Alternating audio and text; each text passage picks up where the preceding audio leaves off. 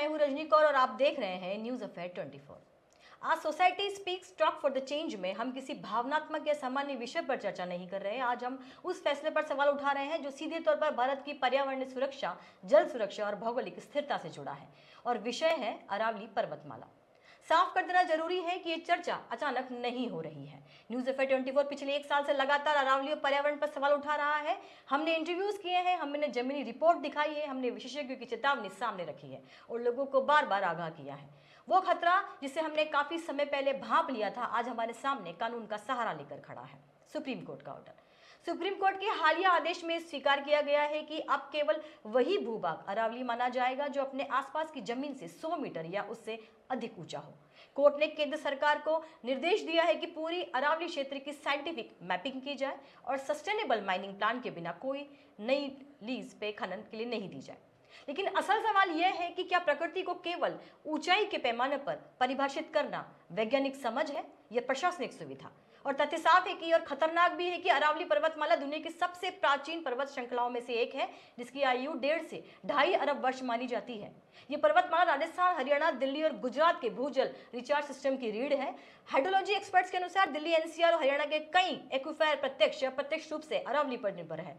अरावली ही एक प्राकृतिक दीवार है जो थार मरुस्थल को दिल्ली और उत्तर भारत की ओर बढ़ने से रोकती है। अरावली क्षेत्र में सैकड़ों सीजनल जलधाराएं हैं, दर्जनों रिचार्ज जोन है और दुर्लभ जैव विविधता मौजूद है।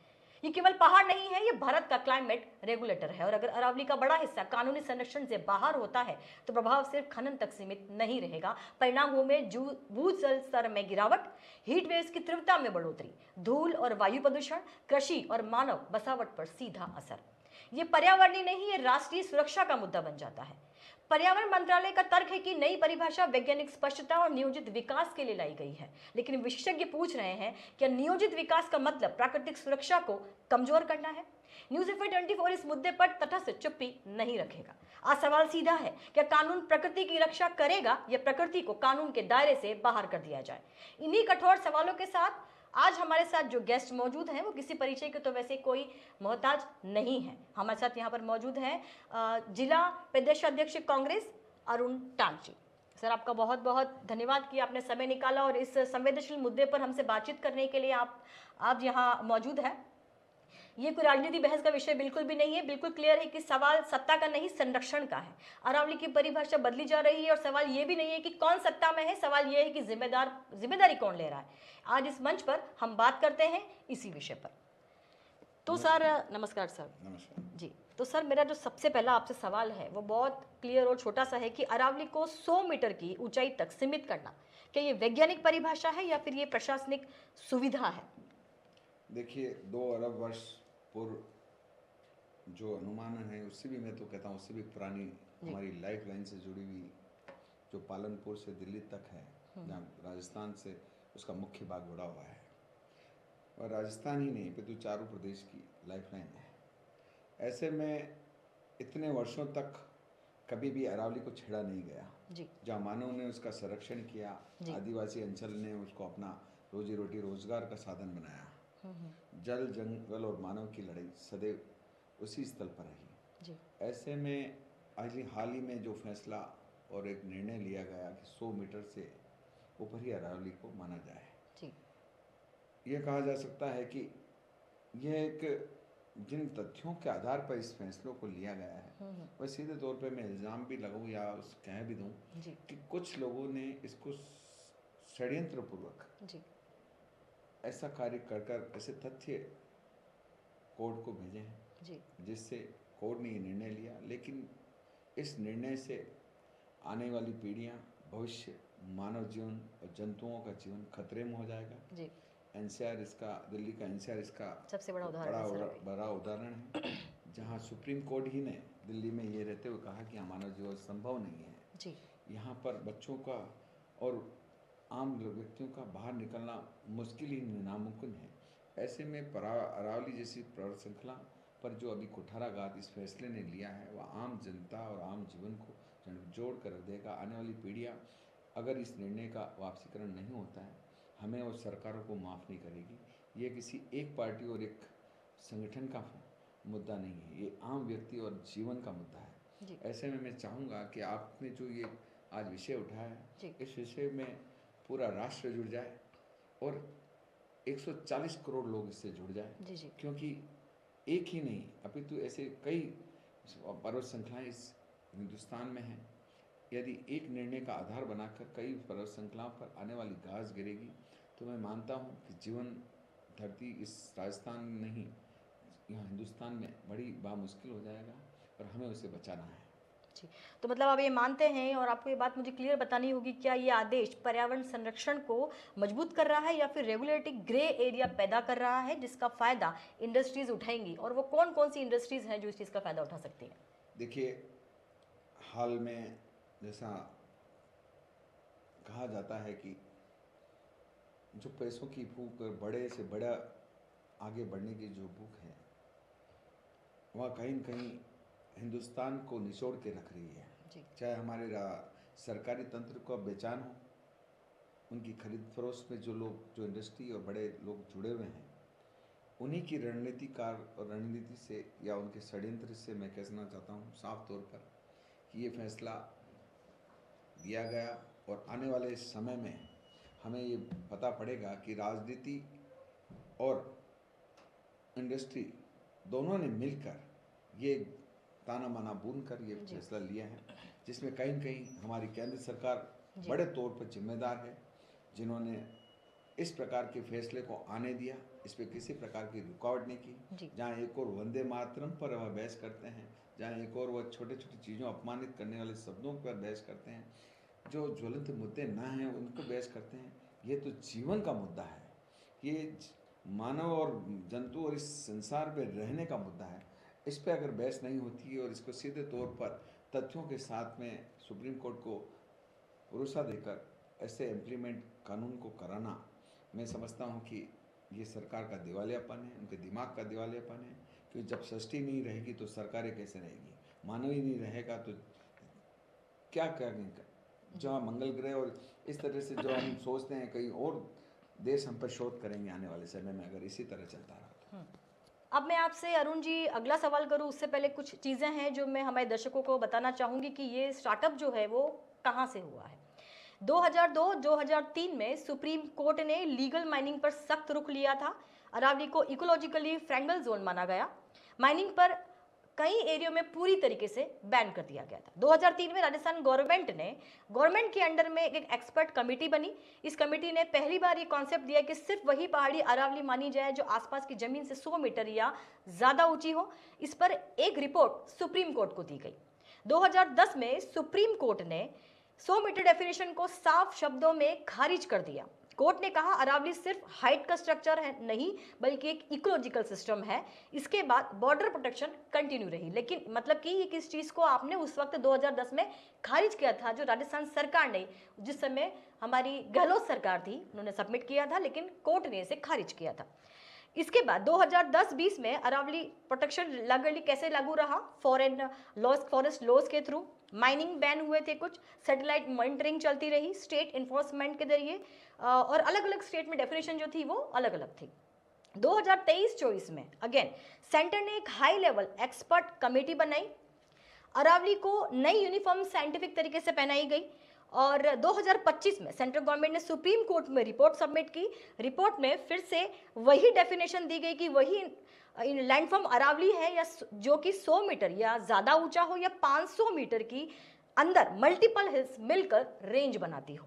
ठीक है, अब इसमें डिफरेंस क्या है? डिफरेंस सिर्फ इतना है कि 2025 अभी जो सबमिट की गई 2025 में सुप्रीम कोर्ट ने इसको एक तरीके से अमली जमा पहनाने के लिए परमिशन दे दी है। फिलहाल मॉनिटरिंग जारी है, हम ये कह सकते हैं कि अभी वैज्ञानिक जांच वगैरह ये बाकी है, लेकिन जिस रिपोर्ट को आपने 2010 में खारिज किया, उसी सुप्रीम कोर्ट ने इससे इस समय अमली जमा पहनाने के लिए रेडी हो गए। फर्क सिर्फ इतना है कि राजस्थान सरकार की तरफ से सबमिट हुआ था, कांग्रेस सरकार के द्वारा, और अभी ये सबमिट हुआ है सेंट्रल गवर्नमेंट के द्वारा।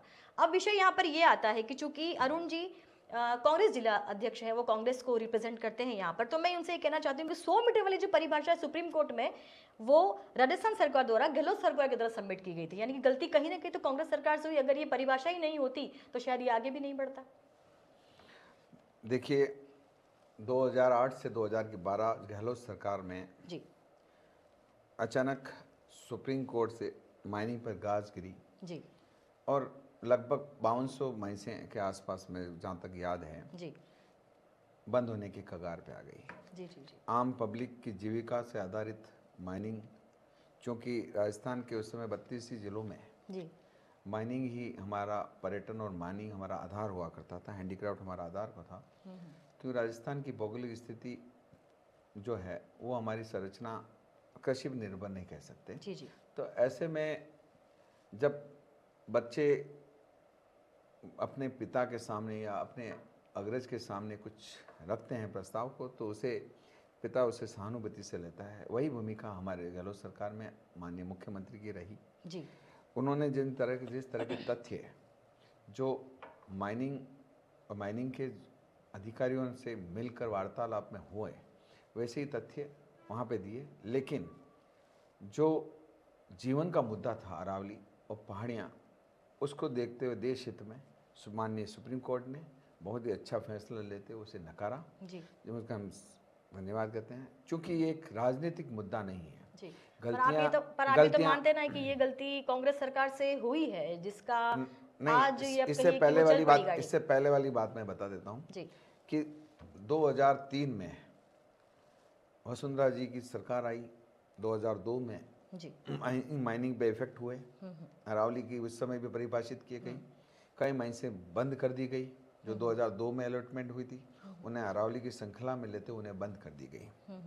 और उस समय से ये मुद्दा ज्वलंत होते हुए बढ़ते बढ़ते 2008-10 के आसपास आ चुका था। सॉलिसिटर जो भी थे उन लोगों ने इससे एक हल निकालने के लिए, उसको परिभाषित करने के लिए सुप्रीम कोर्ट में अपना वक्तव्य जारी करने के लिए कहा। ऐसे में हमने या हमारी उस समय की अधिकारियों ने, जूरी ने जो तथ्य और जो कहना चाहा, वह कहीं ये नहीं था कि अरावली आप अगर 100 मीटर की है या 100 मीटर के नीचे की है उसे काट दो, पीट दो। हमने माइनिंग जोन के लिए एक रिलैक्सेशन की बात की, लेकिन इसको कानूनी अमली जमा पहनाने के लिए 2023 से जो अभी जो कवायद हुई है, वो मल्टीनेशनल कंपनियों के जो हाल ही में पूरे हिंदुस्तान में हो रहा है, जो सिस्टम से परे संसाधनों का यूज़ हो रहा है या उनका दोहन किया जा रहा है, चाहे वो उत्तर प्रदेश में ले लो, चाहे हिमाचल में ले लो, जहाँ पर ये कहीं नहीं कह सकते कि वहाँ पर इस तरह की पहाड़ियों का दोहन नहीं हो रहा है और ऐसा पर्यटन ने वहाँ एनओसी नहीं दे दी आ रही है। चाहे मेरा यह कहना है यहाँ पर, चाहे आपकी सरकार रही हो चाहे बीजेपी सरकार रही हो, दोनों ने एक ही तथ्य दिए हैं कि इकोनॉमिक सिस्टम को स्ट्रॉन्ग करने के लिए ये चीज़ें ज़रूरी है या वो चीज़ें ज़रूरी है। मेरा सवाल ये है कि कोई भी आर्थिक विकास पर्यावरण को ताक में रख के क्यों किया जाए? क्या हमारी ज़रूरतें इतनी ज़्यादा है कि हम पर्यावरण को बिल्कुल बर्बाद कर रहे हैं? क्या ये जो पहाड़ियाँ हैं या फिर जो अरावली जोन है या फिर हम विंध्याचल पर्वत की बात करें, गिरनार की बात करें, हम किसी भी भौगोलिक स्थिति की बात करें, क्या इस पर अधिकार सिर्फ इंसानों का है?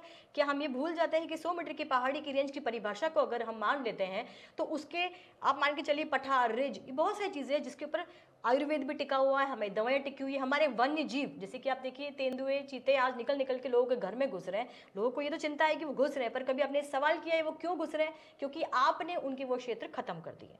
दूसरा मेरा सवाल ये है कि हम सिर्फ खनन को ही ध्यान में रखकर कोई भी नियम बना रहे हैं, लेकिन उसका क्या, जैसे आप उदयपुर के आसपास के क्षेत्रों को देख लीजिए तो ये बहुत सारी होटल इंडस्ट्री, काफ़ी सारे भू माफिया जिन्होंने 50% पहाड़ियों को नुकसान पहुंचा दिया और वो हमारे बिल्कुल आंखों के सामने है। उसके लिए भी वो आपके शासनकाल में सरकार ने क्या किया था? चलिए खनन को अगर हम साइड में भी कर देते हैं तो देखिए, 3 बार हमारी सरकारें इन 90 के दशक के बाद में आई हैं जी, तो 3 बार इन्हीं की भी आई हैं जी, सरकार आए या कोई से भी संगठन की सरकार हो, ये कोई सरकार के साथ का मुद्दा नहीं है, ये आम जन का मुद्दा है, जैसे कि हम और आप जो चर्चा में रहे हैं जी, और ये निश्चित रूप पे इस पे एक बहुत ही निष्पक्ष वार्ता होनी चाहिए जिसको सारी सृष्टि में रहने वाले मानव के हित में सोच के, क्योंकि जापान और ये उदाहरण है,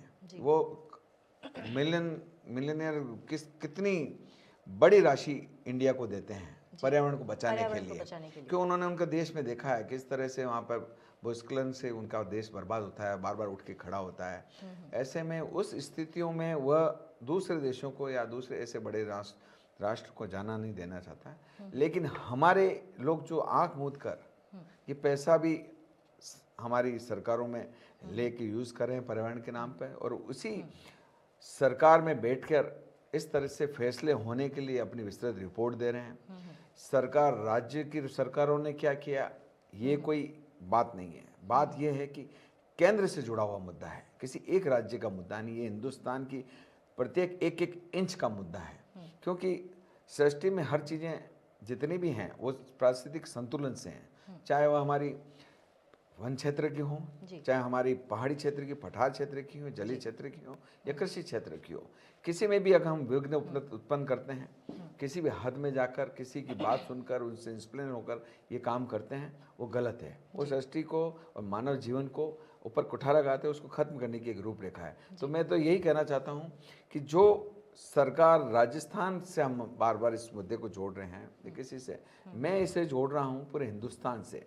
और हिंदुस्तान की वह सरकार जो बार बार ये कहती है कि हम आम जन और इस सृष्टि और पारिस्थितिक संतुलन, या हम हिंदुस्तान को आगे ले जाने के लिए विकसित भारत की रूपरेखा और शाइनिंग इंडिया और जो बातें कह रहे हैं, वही सरकार के बैठे हुए मंत्री, चाहे वन मंत्री, फॉरेस्ट मिनिस्ट्री, जो भी हैं, जिन्होंने ये रूपरेखा, जिस तरह के वक्तव्य, जिस तरह के मसौदे सुप्रीम कोर्ट में पेश किए हैं, उसको पूरे हिंदुस्तान की जनता देख रही है। तो आखिरी मोहर जो होता है वो उस कुटुंब का मुखिया रखता है। तो अभी हिंदुस्तान में जो केंद्र की सरकार है, उसके मुखिया जो हैं, उनसे जो गलती हो रही है, वह गलती माफ़ी योग्य नहीं है।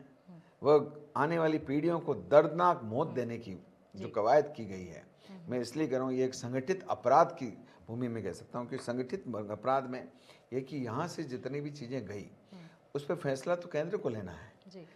आज संसद में भी विधेयक पास किए जा सकते थे, अपर और नीचे फैसले, वहाँ वार्ता हो सकती थी, इस पर सभी विपक्ष और पक्ष से बात करनी चाहिए, क्योंकि एक राज्य का मामला नहीं है, देश हित का मामला था। और इसमें किसी माइनिंग तो एक छोटा सा सेक्टर है। ये जलवायु, आम जीवन और हमारी ये वनस्पति से जुड़ा हुआ मामला है। अगर जहाँ हमने कोरोना काल में आकाश में हर तारे को गिना है, वहीं एनसीआर में दोहन के बाद में आज भी वहाँ पे कुछ दिखता ही नहीं है, गैलेक्सी दिखती नहीं है। ऐसे में अगर इस तरह के दोहन हर पर्वतमाला में होने लगे तो क्या ये सृष्टि और क्या ये हिंदुस्तान में रहने वाला मानव या जंतु आने वाले टाइम में इतिहास में रह पाए, या वो इतिहास पढ़ने वाले रह पाएंगे? जी, मैंने आपसे जो सवाल किया है उसकी वजह मेरी सिर्फ इतनी है कि हमारे पर्यावरण मंत्री ने कुछ बयान पिछले दिनों जारी किए हैं, जिसके अंदर ही ये बात कही गई थी कि ये जो कानून है 100 मीटर वाली परिभाषा जो है वो राजस्थान सरकार की, कांग्रेस सरकार द्वारा दिया गया था आज 2010 में, जो भी समय रहा उस समय पे। तो हमारी जनता ये जानना चाहती है कि जब ये चीज़ आपसे वहाँ गलती हो गई और आपको सुप्रीम कोर्ट ने फटकार भी लगाई, आप वहाँ रुक भी गए, तो क्या 10 सालों के अंदर उस चीज़ के ऊपर हम उसको रिकॉर्ड को हटा नहीं सकते थे कि ताकि उसके ऊपर दोबारा गलती ना हो?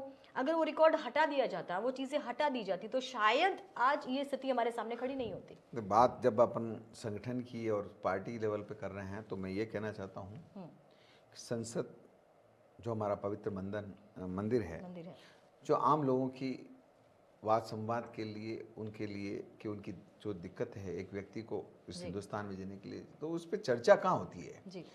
ना वहाँ बेरोजगारी पे चर्चा होती है, ना संसाधनों पे चर्चा होती है, ना गरीब के उन्मूलन की चर्चा होती है, जहाँ किसी भी पंचवर्षीय योजनाओं पे चर्चा होती है, किस पे चर्चा हो रही है?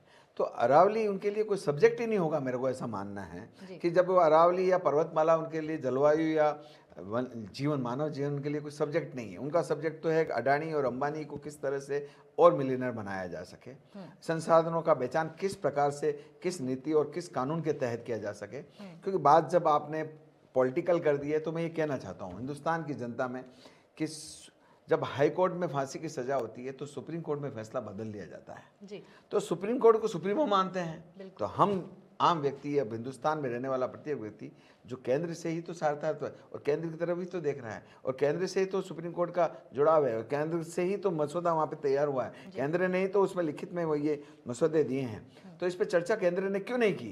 क्या केंद्र ने इसे उचित नहीं ठहराया? केंद्र के जितने भी मंत्री, चाहे यादव साहब हों, चाहे हमारे राजस्थान में अभी विपक्ष के नेता हुआ करते थे राजेंद्र राठौड़ ने जो वक्तव्य जारी किए हैं, उससे लगता है ये प्रतिस्पर्धाओं में सिर्फ ये कहते हैं कि मैंने तो फांसी दे दी है, मैंने तो एक बेगुनाह को फांसी चढ़ा दिया है, लेकिन आपने भी उसमें सहयोग किया। अरे हमने गलती कर दी या हमसे गलती ना होके भी आप मान रहे हैं कि हमसे गलती हुई है, तो उस गलती को सुधारने का काम तो आपका था। और अभी आप जब सियासत में हैं और आपके फैसले के साथ हिंदुस्तान में आपने जितने चर्चाओं में 15 दिन के अगर संसद चलती है तो 2 दिन के अंतिम में आप फैसला लेकर उस पर डिबेट कराते हुए उस पर विधेयक पारित भी कर देते हो, हिंदुस्तान ने देखा।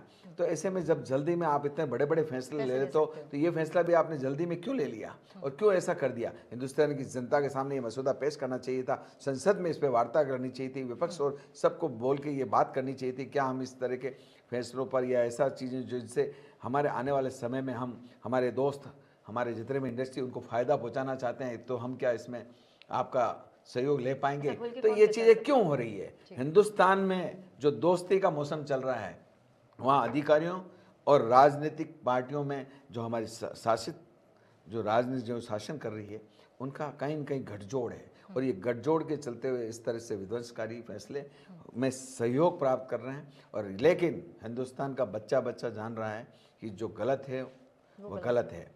जो गलती किसी से हो जाती है उसे सुधरने का, जो भूला अगर घर पे आ जाता है उसे भुला नहीं कहते हैं, ऐसी कहावतें हैं, किंवदंतियाँ हैं। लेकिन ये जो इन्होंने छाप लगा कि सर्वोच्च न्यायालय की और अपने मसूदे के साथ जुड़ाव करके ये जो अमिट किए, इससे ये साफ जाहिर होता है इन्होंने हिंदुस्तान को पूरी रणनीति के तहत बेचने की और इस तरह की जो गलत हरकत की है उसे हिंदुस्तान की प्रत्येक जनता उसे कभी भी माफ़ नहीं करेगी। जी, तो मतलब आप ये मानते हैं कि संसद में ये प्रस्ताव पहले बात की जानी चाहिए, जैसे कि हम बहुत सारे मुद्दों के ऊपर संसद में बात करते हैं, लेकिन मुझे लगता है कि इस समय किसी और विषय पे बात करना ज़्यादा ज़रूरी है। अरावली, यहाँ पर बात क्या हो रही है कि पक्ष हो चाहे विपक्ष हो, दोनों मिलकर एक दूसरे पे आरोप प्रत्यारोप लगाने का काम कर रहे हैं, लेकिन जनता का सवाल ये है कि ये समय आरोप और प्रत्यारोप का नहीं है। आपने एक खिड़की खोल दी, जब संरक्षण के क्षेत्र में रहते हुए भी अरावली का दोहन अवैध रूप से हर तरीके से किया जा रहा है। चाहे हम सिर्फ माइनिंग इंडस्ट्री पे इल्जाम नहीं लगा सकते, यहाँ पर आप ऐसे देखिए कि भू माफिया देखिए, होटल इंडस्ट्री देखिए, छोटी मोटी और भी चीजें हैं जिसके द्वारा अरावली का दोहन लगातार वर्षों से जारी है। अगर ये आदेश को हम अमली जमा पहना देते हैं तो आप सोचिए कि क्या होने वाला है। यहाँ पर राजनीतिक दोनों ही दलों को जिम्मेदारी अपने सिर पर लेते हुए इस टॉपिक पे चर्चा गहन करने की बहुत जरूरत है। ये सवाल जनता का है, जनता पूछ रही है। जनता ना कांग्रेस जानती ना बीजेपी जानती है। यदि आप इस टॉपिक पे खुलकर बात नहीं करेंगे और कोई समाधान नहीं निकालेंगे तो कोई भी सरकार नहीं टिकेगी, क्योंकि जब पर्यावरण ही नहीं है, हमारा देश ही नहीं बचा है, क्योंकि जो आपदाएं हमारे ऊपर आने वाली हैं जिसका हमें अंदाजा भी इस समय नहीं है। हालांकि प्रकृति में बार बार इस चीज़ का उदाहरण तो दे चुकी है, लेकिन हम फिर भी समझ से परे की बातें करते हैं। तो यहाँ पर अरुण जी, आप मुझे एक चीज़ बताएं कि यदि आप सब मिलके राजनीतिक द्वेष को भूल के और इस टॉपिक पे खुल के बात करें तो आप क्या चाहेंगे? आप सरकार से क्या उम्मीद करते हैं कि दोनों मिलकर क्या करें ऐसा कि इस चीज़ को यहीं ख़त्म किया जाए और हमारी अरावली जो है वो फिर से संरक्षित हो जाए और हमारी जनता की जो दुविधाएं हैं वो खत्म हो जाए? निश्चित रूप से विपक्ष ने तो बारंबार सरकार को भी चेताया है कि अपने व्यक्तिगत मुद्दों पर संसद में चर्चा ना करें जी। जिनके लिए आप चुने गए हैं। सरकारों में जब बनती है तब आप शपथ लेते हैं कि मैं जनहित में और जनता के मुद्दों को आपके पटल पर रखते हुए उसका निवारण या उनके लिए कार्य करूंगा। ऐसे में व्यक्तिगत रूप में एक अपमान किया या ना किया, इनकी लिस्टें पर विवेचना करनी, पुराने उन पे बातें करनी, किसी भी योजनाओं के नाम परिवर्तित करना, ये कोई मुद्दे सरकारों को नहीं लेने चाहिए। एक आम व्यक्ति की सोच, अभी मैं किसी व्यक्तिगत पार्टी की से नहीं बात रहा हूँ, एक आम व्यक्ति ये चाहता है कि देश में जो सरकार है उसके संसद में जिन मुद्दों पे बात होनी चाहिए वह जीवन की बात होनी चाहिए कि आम व्यक्ति और सभी का जीवन किस तरह से सकुशल चले। और पर्यावरण जो आने वाला सबसे बड़ा मुद्दा है, जिसे हमने कोरोना काल में देखे हैं, चक्रवात में देखे हैं, बड़े बड़े तूफानों में देखा है, जहाँ हजारों की संख्या करोड़ों की संख्या में लोगों को मरते हुए देखा है, उनका जीवन खोते हुए देखा है। वैश्विक बीमारियाँ जो आगमन होने वाली जा रही है, बाहर के लोग जो जैविक लड़ाई लड़ने के लिए हमारे से बायोलॉजिकल वार होने की तैयारियां कर रहे हैं। ऐसे में पर्यावरण को अगर हमने सतत नहीं बनाया, ऑक्सीजन हब को हमने नष्ट होने से नहीं बचाया, इन पहाड़ों को, जलवायु के नियंत्रण को नहीं रोका और इस पर चर्चाएं नहीं की और उन पर इम्प्लीमेंट नहीं किया जी। तो निश्चित रूप से आप मानिए कि ये जो सरकार और ये संसद है, आने वाले समय में जहाँ संसद का एक सांसद 19 लाख की जनसंख्या पर चुनकर आता है या 20 लाख की जनसंख्या पे, वह मात्र 1-2 लाख की जनसंख्या पे आ जाएंगे, क्योंकि जनता ही नहीं बचेगी, जी। आम लोग ही नहीं बचेंगे। और ये जंतु और ये जितने भी हैं, जंतु और मानव का समागमन हो जाएगा और जंतु और मानव की आपसी लड़ाइयाँ हो जाएगी, पारिस्थितिक संतुलन खराब हो जाएंगे। पहाड़ें और जितने भी आपके भूस्खलन, ये भूकंप और ये सारी चीज़ें जो हम दूसरी कंट्रियों में लगातार देखते हैं, वह हमारे हिंदुस्तान की एक दैनिक क्रियाएं हो जाएगी। ऐसे में मैं निवेदन करना चाहता हूँ, आपने एक बहुत ही अच्छे मुद्दे पर आज चर्चा की है।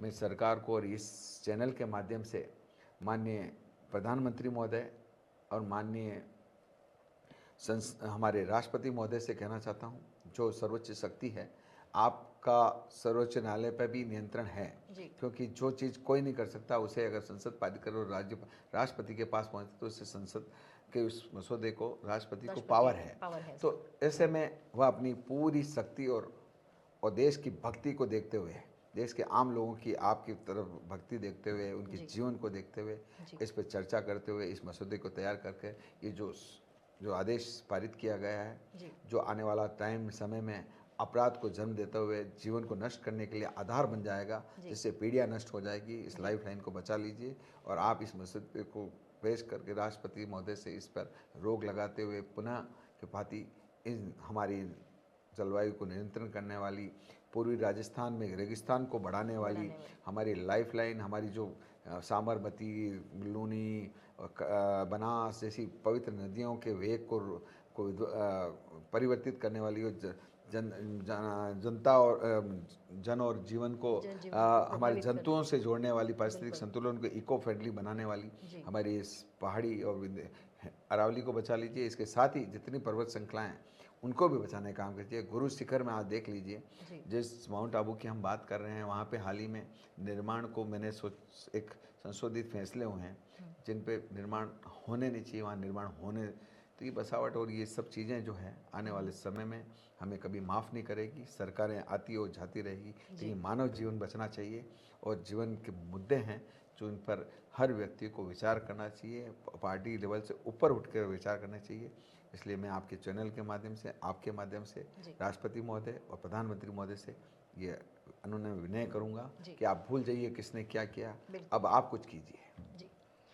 जैसा कि अरुण जी ने कहा है कि ये बिल्कुल सच है कि पार्टियां आती रहेंगी और जाती रहेंगी, मानव सभ्यता भी आती रहेंगी और जाती रहेंगी, लेकिन हमारी जो ये भौगोलिक संरचना है ये अरबों खरबों वर्षों से वैसी ही खड़ी है। उनकी अपनी एक प्रक्रिया है अपने आप को इस दुनिया में बनाए रखने की। अरावली कोई पर्वत श्रृंखला नहीं है। जब पृथ्वी बन रही थी तो सबसे पहले जो सॉलिडिफिकेशन हुआ था ये उन भौगोलिक संरचनाओं में गिनी जाती है। कुछ बातें जो हम यहाँ करते हैं, हम बात करते हैं वन जीव की, आयुर्वेद की, पहाड़ियों की, नदियों की। लूणी नदी एकमात्र नदी ऐसी जो रेगिस्तान में बहती है। ये सिर्फ वो बातें हैं जो हम जानते हैं, लेकिन कुछ चीज़ें ऐसी भी होगी जो हमारी सोच से भी परे है कि अरावली हमारे लिए कहाँ कहाँ किस किस तरीके से हमें बचाने के लिए खड़ी होगी। क्रेटर्स उसके ऊपर डिपेंड होंगे, बहुत सारी चीज़ें हम छोटी छोटी चीज़ें जानते हैं जितने हमारे पास में इसमें ज्ञान है। तो यहाँ पर न्यूज़ 24 जो इस मुद्दे को लेकर बैठा है, उसकी एक 1.5 साल से हम लोगों ने एक प्रयास किया था कि इस टॉपिक पर बात की जाए। तब मैं सिर्फ मेवाड़ क्षेत्र की अरावली को लेकर ही चल रही थी, लेकिन जब ये सुप्रीम कोर्ट के द्वारा ये बात रखी गई तब ये चिंता थोड़ी सी व्यापक हो गई है। पूरे देश के लोगों की ये चिंता बन चुकी है। और यहाँ पर मैं ये बताना चाहूँगी कि ये कांग्रेस और बीजेपी के आपसी मतभेद का विषय बिल्कुल भी नहीं है। लोग चाहते हैं, ये जनता चाहती है कि अरावली के विषय पर दोनों पार्टी अपने मतभेद को भूल कर एक बार इस समस्या का समाधान जो है वो तुरंत निकालें। उसके बाद में बाकी चीज़ें आपको जो भी करनी है वो आप सालों से वैसे भी करते आ रहे हैं, आप आगे भी कंटिन्यू कीजिएगा। लेकिन ये बात हमारे जीवन की है, जीवन पे सोचना ज़्यादा ज़रूरी है। जैसे कि मैं हमेशा कहती हूँ कि ये हमारी जनरेशन ही तय करेगी कि आने वाले समय में हमारे बच्चों के पीठ पर ऑक्सीजन सिलेंडर होंगे या फिर वो हमारी ही तरह स्कूल बैग लेकर जाएंगे। ये तय करना हमारी जनरेशन का काम है। तो हमारी ये जो आज की चर्चा है वो बिल्कुल साफ हो चुकी है यहाँ पर कि अरावली को लेकर राजनीति अलग अलग हो सकती है, लेकिन खतरा सबके लिए एक ही है। आज कांग्रेस के प्रतिनिधि इस मंच पर थे, जनता ने उन्हें सुना, जनता ने समझा और अब जनता इंतजार करेगी बयानों का नहीं, जब कदमों का। अरावली न किसी पार्टी की है न किसी सरकार की। अरावली आने वाली पीढ़ी की है, अमानत है। जैसे कि हमारी पीढ़ी ने हमें अमानत के तौर पर तोड़ी थी, वैसे ही हम अपनी पीढ़ी को अमानत के तौर पर सौंपेंगे। न्यूज़ पेपर 24 पर पिछले 1 साल से लगातार अरावली पर्यावरण पर सवाल उठा रहा है, इंटरव्यू कर रहा है, लोगों को जगाने की कोशिश कर रहा है। जिस डर को हमने महसूस किया था, आज वही कानूनी दस्तावेज पहनकर हमारे सामने खड़ा है। आज सवाल है कि रिपोर्ट किस सरकार की है, ये किसने इस मुद्दे को उठाया था। सवाल आज ये है कि क्या हम अरावली को इतिहास बनने देंगे या भविष्य की ढाल बनाएंगे। क्योंकि याद रखिए, अरावली बचेगी तभी राजस्थान बचेगा, अरावली बचेगी तभी भारत बचेगा। इसी सवाल के साथ, इसी चेतावनी के साथ आज की यही चर्चा यही समाप्त करते हैं। लेकिन इस संघर्ष यहीं से शुरू हुआ है, हम आगे भी इस वार्तालाप को आगे बढ़ाते रहेंगे। मैं अरुण जी आपको बहुत बहुत धन्यवाद देती हूँ। आपने यहाँ पर आकर बहुत सारी बातें हमारे साथ शेयर की और मैं उम्मीद करती हूँ कि जो बातें आपने यहाँ की है पार्टी से ऊपर उठ के जनहित में, उस बात पर आप कायम रहेंगे और कुछ न कुछ प्रयास स्थानीय स्तर पर भी करेंगे या नेशनल स्तर पर भी करेंगे। निश्चित रूप से मैं एक जनप्रतिनिधि भी हूँ। मैंने मेयर के चुनाव उदयपुर से लड़े हैं पिछली बार 19 से 24 के जी। और मैं आम जन में यही बात करता रहता हूँ। 2009 से मैंने अपनी सरकार के विरुद्ध में भी, मेरी योजना जब लागू हुई थी, मैंने उन्हें वहाँ पे पहाड़ियाँ कटाओ जल स्रोतों में जो हुआ था हर्षनगर और इसमें, मैंने उसका पूरी तरह पुरजोर विरोध किया और जिस पर माननीय सीएम अशोक जी गहलोत ने भी इम्प्लीमेंट करते हुए उन फाइलों को देखा और उन पर रोक लगाई। ऐसे में मैं कहना चाहता हूँ, आम जन पार्टी से और संगठन से उठकर बात करें। जब बात जनजीवन की हो, मानव की हो, जीवन की हो। जी, तो बहुत बहुत धन्यवाद सर आपका, आपने बहुत बहुमूल्य समय अपना निकाला। बहुत बहुत धन्यवाद आपका, आपने इतने विशेष मुद्दे को आज चर्चा में लाकर लोगों के सामने रखा और हमारी और सबकी एक भावनाओं को जीवंत रूप देते हुए इस विरोध को आगे से आगे बढ़ाने के लिए, ताकि कि उन कानून तक सुनाई दे जहां पर ये इम्प्लीमेंट करके रद्द किया जा सके। बिल्कुल, धन्यवाद।